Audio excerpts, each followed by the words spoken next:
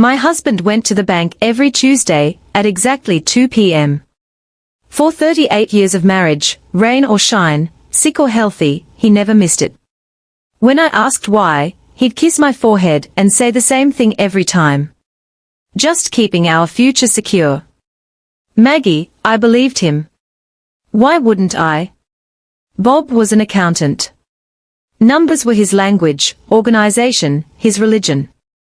Our bills were always paid on time. Our taxes filed early. Our retirement accounts, he assured me, were solid. The day he died, I was at the grocery store picking out avocados. David, my son, called me with a voice I'd never heard from him before. Flat, careful, like he was afraid the words themselves might shatter me. Mom, you need to come to the hospital. Dad collapsed at work. By the time I got there, Bob was already gone. Massive heart attack. The doctor said he probably didn't feel much. Quick, clean, the way Bob would have wanted it if he'd had a choice. I didn't cry at the funeral. Everyone assumed I was in shock that the grief hadn't hit me yet. But the truth was simpler and stranger. I felt relief. Not because I hated him. I didn't. But somewhere deep inside, beneath the shock and the exhaustion and the castles people kept bringing over, I felt like I could finally breathe. I just didn't know why yet. 3 days after the funeral, a letter arrived. Plain white envelope, no return address, my name typed on the front. Inside was a single sheet of paper from First National Bank. Dear Mrs. Thompson, we wish to express our condolences regarding your husband's passing. Per the terms of the safe deposit box lease, we must inform you that you are listed as the secondary holder. The box has been paid through the end of the year. Please contact us at your earliest convenience to arrange access. I read it 3 times. We had a safe deposit box. Bob had never mentioned it, not once in 38 years. I called the bank that afternoon. The woman on the phone was polite, professional. Yes, the box was registered to Robert Thompson with Margaret Thompson as co-holder. Yes, I could access it. Would Thursday at 10 a.m. work? Thursday, 2 days away. I spent them moving through the house like a ghost, opening drawers Bob had organized, looking at files he'd labeled in his precise handwriting. Everything seemed normal, too normal, like a stage set designed to look exactly like a life. David came by on Wednesday evening. He looked tired, his tie loosened, his eyes rimmed with red. He'd taken his father's death hard. Mom, he said, settling into the kitchen chair where Bob used to sit. We need to talk about Dad's finances. I've been going through his office files, and there are some things that don't add up. My stomach dropped. What kind of things? He pulled out a folder. Inside were bank statements, investment reports, documents I'd never seen. Did you know Dad had 3 different checking accounts? 3? No, we only have the joint account. Had Mom past tense? He pointed to a column of numbers. This account, it's been empty for 6 months. This one closed last year. And this one, he tapped a third statement, has a balance of $43. The room tilted slightly. That's not possible. Our retirement account alone should have over $400,000. David's face told me everything before his words did. Mom, I can't find it. Any of it. That night, I didn't sleep. I lay in the bed Bob and I had shared for decades, staring at the ceiling, my mind racing through memories, the Tuesday bank trips, his insistence on handling all the finances. The way he'd pat my hand and say, "Don't worry about the boring money stuff, Maggie. I've got it covered." He'd had it covered. All right. Thursday morning arrived cold and grey. I dressed carefully, choosing a navy blazer and slacks. Armor, not morning clothes. David offered to come with me, but I said no. Whatever was in that box, I needed to see it first alone. The bank was a modern building, all glass and steel. The manager, a woman in her 50s named Patricia, met me at the entrance. Her smile was sympathetic, professional. "Mrs. Thompson, I am so sorry for your loss. Your husband was a valued client for many years." She led me down a hallway to the vault. The safe deposit boxes lined the walls like metal teeth. She used 2 keys, hers and the one she'd given me to open box 847. "I'll give you privacy," she said, gesturing to a small room with a table and chair. The box was heavier than I expected. I carried it to the table, set it down, and for a long moment just stared at it. Plain metal, locked secrets, the summary of a marriage I thought I understood. I opened it. Inside were folders, lots of them. The first one I pulled out was labeled Investments, Actual. My hands shook as I opened it. Page after page of losses, bad investments, failed stocks, risky ventures that had tanked, hundreds of thousands of dollars gone. But these weren't accounts I recognized. These had Bob's name on them, only his name. The second folder was worse. Home equity loans. 3 of them taken out against our house, our home, the place where I'd raised my children and planted roses and painted the kitchen 3 different colors over the years. Total debt, $270,000. I couldn't breathe. The room felt too small. The walls pressing in. The third folder nearly broke me. Credit cards. Maggie's accounts. Except I'd never opened these accounts. Never seen these cards. But there was my name, my social security number, my forged signature, 15. Different cards, all maxed out. Total balance, $96,000. He'd stolen my identity. My husband, the man who'd held my hand through childbirth and my mother's funeral and our daughter's wedding, had committed fraud using my name. I sat there for a long time, just breathing in, out, trying to anchor myself to something real. At the bottom of the box was an envelope, thick, cream-cold, my name written in Bob's handwriting on the front. I opened it with steady hands. The grief, the shock, all of it had burned away. What was left was something colder, clearer. Inside was a letter. "Maggie, if you're reading this, I'm already gone. And you found the box. I'm sorry. That's inadequate. I know, but it's all I have. 5 years ago, I made an investment I was sure would pay off.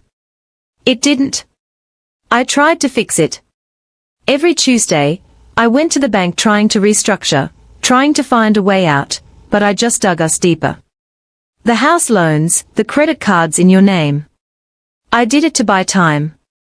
I thought I could fix it before you ever had to know. I was wrong. By the time you read this, we are probably bankrupt.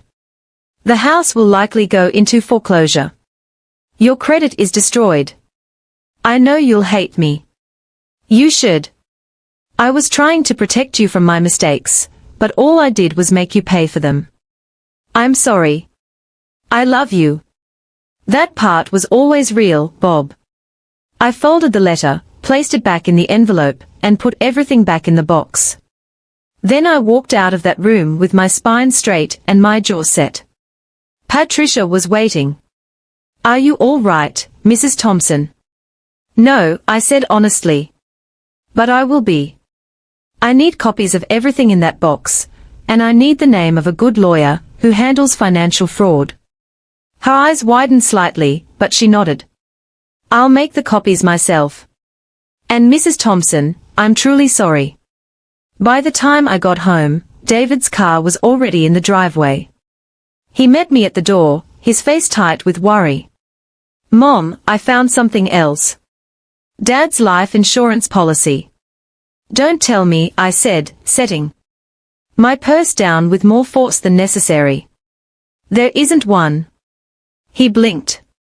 "How did you know?"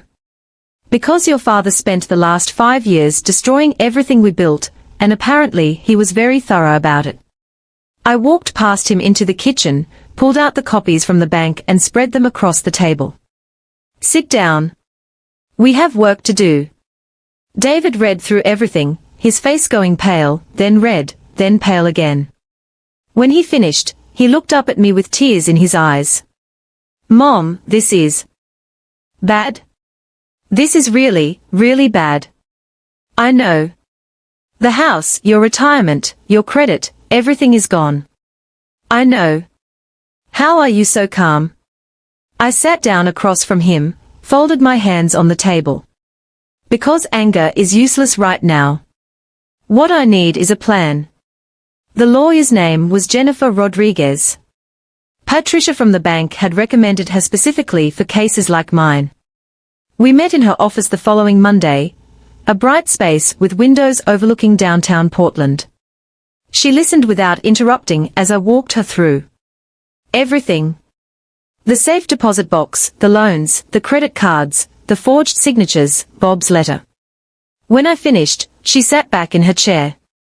Mrs. Thompson, I'm going to be direct with you. This is one of the worst cases of spousal financial abuse I've seen, and I've seen many. The word hung in the air. Abuse? Your husband systematically destroyed your financial security, and did it in your name. That's not just mismanagement. That's fraud. It's identity theft. It's a crime. But he's dead? I said, what can we do? We can prove you weren't complicit. We can work with the creditors to show the signatures were forged. We can potentially save the house by demonstrating the loans were fraudulent, but it's going to be a fight. How long? 6 months, maybe a year, and it's going to cost money you probably don't have. I thought about the $43 in our checking account, about the empty retirement funds, about the pile of debt with my name on it. Then I thought about the letter, about Bob's careful handwriting, about 38 years of, don't worry, Maggie. I'll find the money. I said, tell me what we need to do. That night, Emily called. My daughter had always been closer to her father than to me. When I told her what I'd found, the silence on the other end of the line stretched so long, I thought she'd hung up. Mom, she finally said, her voice small.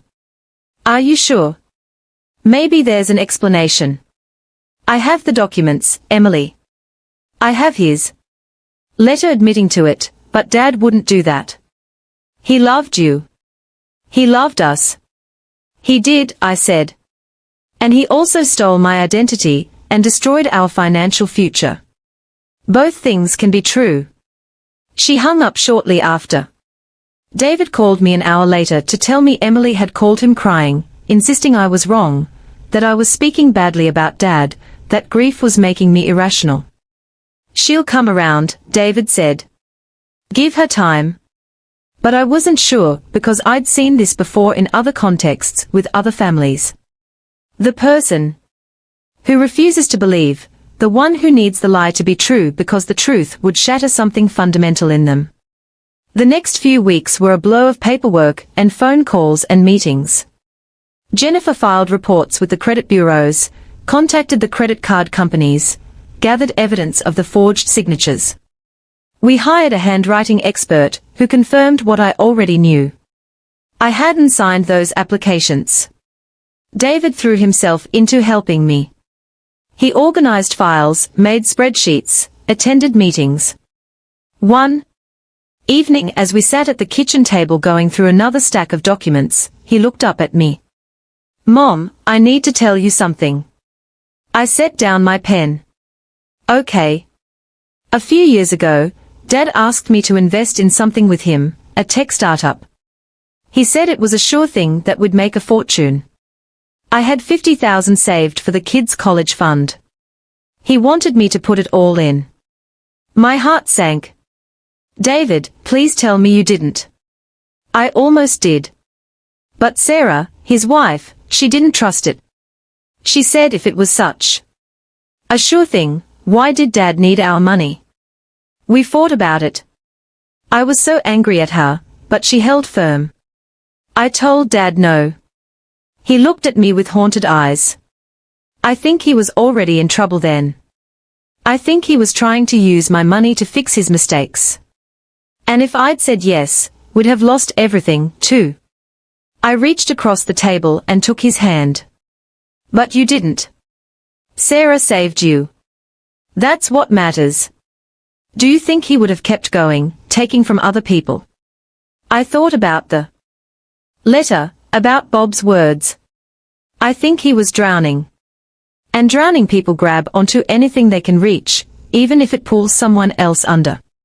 3 months after Bob's death, we had our first victory. 2 of the credit card companies agreed the signatures were forged and removed the debt from my credit report. It wasn't much, but it was something proof that the truth could win, even if slowly. Emily still wasn't speaking to me. She'd sent a short email saying she needed space, that she couldn't handle the way I was destroying Dad's memory. David said she'd come around eventually, but I wasn't convinced. Some bridges, once burned, stay burned. The lawyer for the home equity loans was harder to fight. They argued that as Bob's spouse, I'd benefited from the money, even if I hadn't signed the papers. Jennifer countered that I could prove I'd never seen the funds. They'd gone into accounts solely in Bob's name, spent on investments that failed before I knew they existed. We are going to have to go to court, Jennifer said during one of our meetings. A judge will have to decide if you're liable for debt created through fraud, even though you were married to the person who committed it. Will we win? She hesitated, and I appreciated her honesty. I think so, but I can't guarantee it. This is complicated legal territory. The court date was set for late November, 6 months after Bob's death.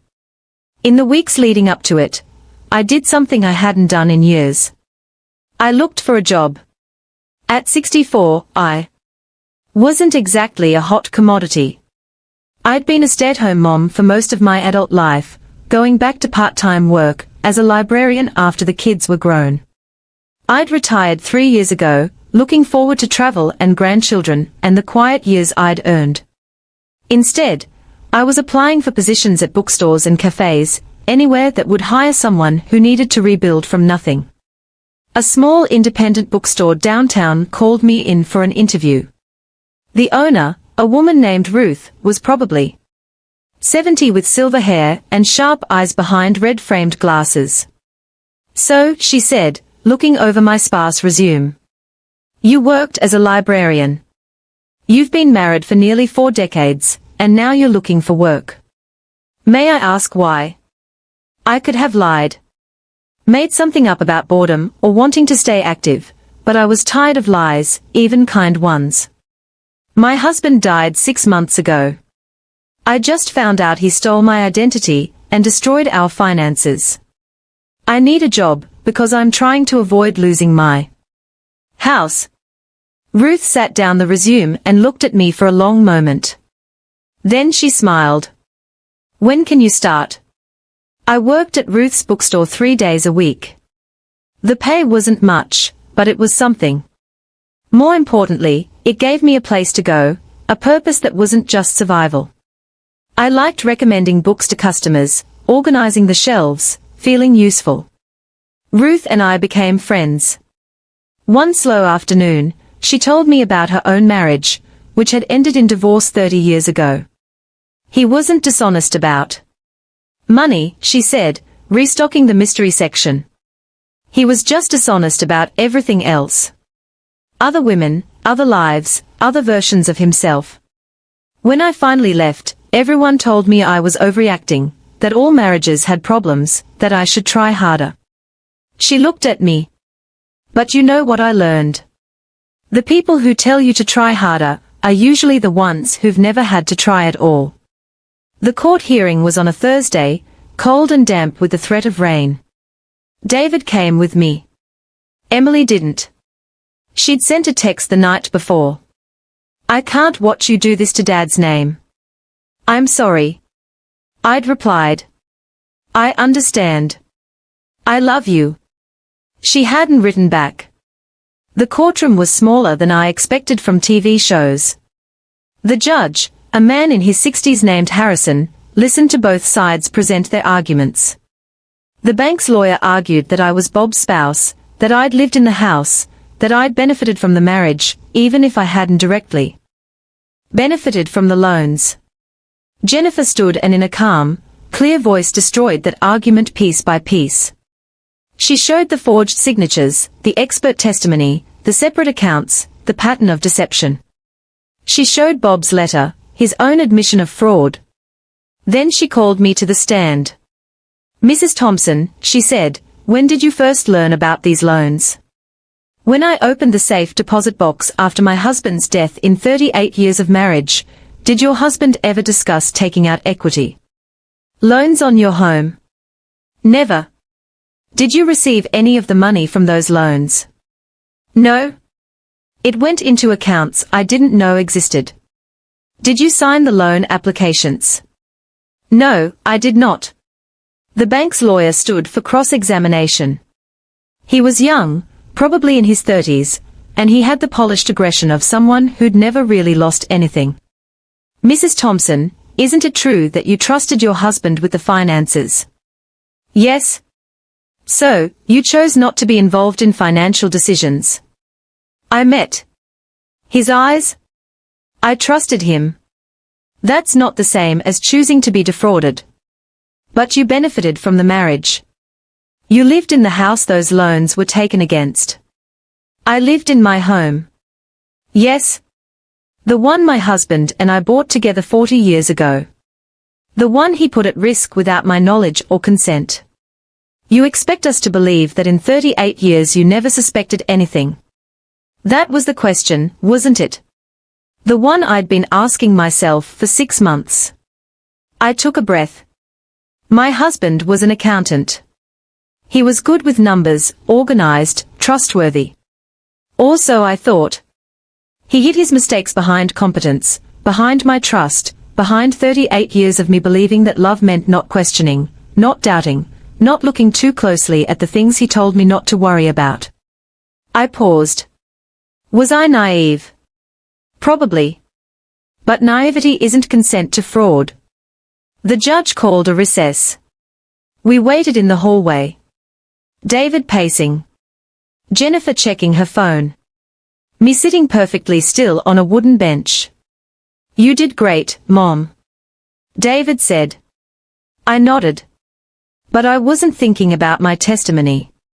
I was thinking about Emily, about the daughter who couldn't accept what her father had done, who needed the lie more than she needed the truth. After an hour, we were called back in. The judge looked at both lawyers, then at me. "I've reviewed all the evidence," he said. "The forged signatures, the expert testimony, the defendant's own written admission. While I understand the bank's position regarding spousal benefit, I cannot ignore the clear evidence of fraud committed without Mrs. Thompson's knowledge or consent. I'm ruling in favor of the defendant. The loans are void. The liens on the property are released." David grabbed my hand. Jennifer smiled. And I felt something that had been clenched tight in my chest for 6 months finally release. We'd won. But walking out of that courthouse, I didn't feel triumphant. I felt tired. Tired and older and strangely empty. Because what had I won really? My house, yes. My name cleared, yes. But I'd also lost a marriage I thought I understood. A partner I thought I knew. And maybe a daughter who couldn't forgive me for telling the truth. That night, Emily called. I almost didn't answer, but something made me pick up. "Mom?" Her voice was thick, like she'd been crying. "I need to tell you something." "Okay." After the hearing today, I went to the bank. I asked to see Dad's records, the ones you showed the lawyer. I wanted to prove you wrong. She took a shaky breath. But you weren't wrong. It was all there. Everything you said. And there was more. More? He had a credit card in my name, too. I never opened it. Never saw it. But it's there. $23,000. My credit is ruined. And I never even knew. Oh, Bob. Even from the grave. His secrets kept spilling out. Emily, I'm so sorry. I should have believed you. I should have listened. I couldn't imagine Dad doing that. He was my dad. He taught me to ride a bike and helped me with my math homework and walked me down the aisle. How could that person also be this person? Both people were real, I said softly. The good father and the man who made terrible choices. People aren't just one thing. She was quiet for a moment. Can I come over? Of course, anytime. An hour later, my daughter sat at my kitchen table and I made us tea and we really talked about her father, about the debt, about how love and betrayal can exist in the same person. How sometimes the people we trust most are the ones who hurt us deepest. Not because they are monsters, but because they are human and flawed and desperate. Jennifer helped Emily file the same fraud claims I had. David pulled together all of us together. All three of us sitting in my living room going through documents, making plans, rebuilding. We UNKLL get through this, David said. And I believed him. Not because it would be easy, but because we were finally telling the truth, finally seeing clearly, finally not pretending. That silence meant peace. The bookstore became my sanctuary. Ruth taught me about running a small business, about inventory and ordering, and the quiet satisfaction of matching the right book to the right reader. One day, a woman came in looking lost. Can I help you? I asked. She hesitated, then said, Do you have anything about financial abuse in marriage? I walked her to the self-help section, pulled down 3 books, and then on impulse said, I have experience with this. If you want to talk. We talked for an hour. Her story was different from mine, but the pattern was the same. Control disguised as care. Isolation disguised as protection. Manipulation disguised as love. When she left, she hugged me. Thank you for believing me. After she left, Ruth looked at me. You're good at that. At what? Listening. Believing, not judging. I thought about Emily's initial reaction about the friends who'd pulled away when I started talking about Bob's fraud, uncomfortable with the messiness of it. I know what it's like to not be believed, I said simply. Over the next few months, more women came to the bookstore. Word had somehow spread that there was someone there who understood, who'd been through it, who could point them toward resources and lawyers and the truth that they weren't crazy. They weren't imagining it. They weren't alone. Ruth and I started a small support group that met once a month in the back room of the bookstore. Just a circle of chairs and coffee and women telling their stories. Financial abuse, emotional abuse, the quiet kind that doesn't leave bruises but leaves you hollow. I shared my story at the first meeting. All of it. The Tuesday bank trips, the safe deposit box, the forged signatures, the court battle, the daughter who initially didn't believe me. The reconstruction of a life I thought I'd had figured out. How did you stay strong? Someone asked. I didn't, I said honestly. I cried.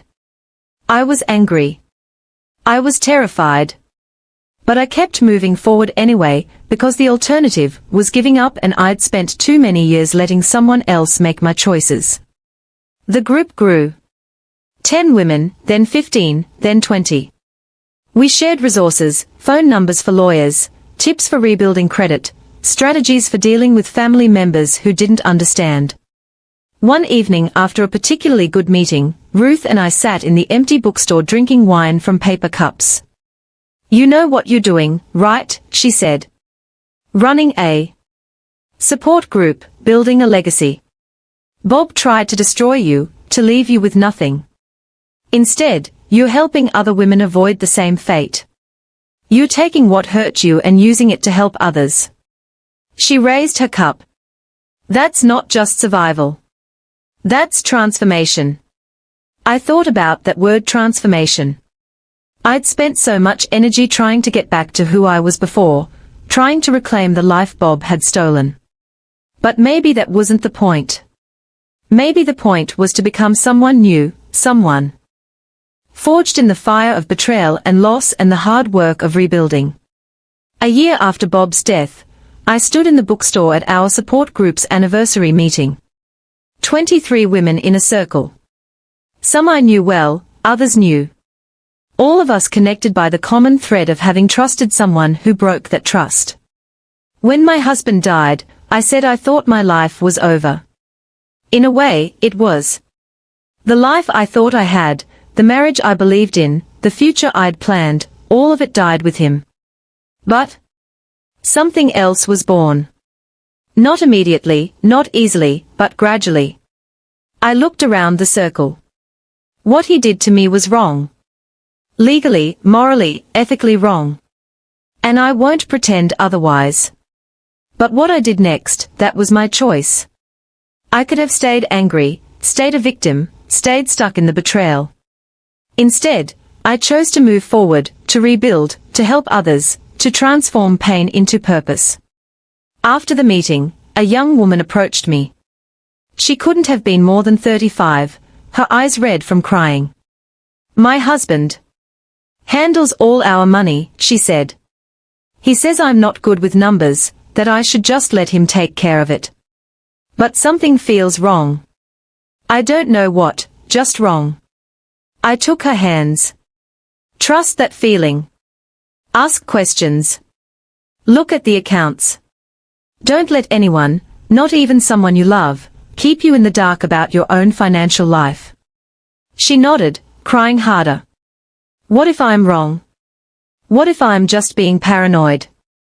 Then you look foolish for 5 minutes, and then you move on, secure in the knowledge that you were protecting yourself. But if you're right, and you don't look, I squeezed her hands. You could lose everything. She came back the next month with documents in hand.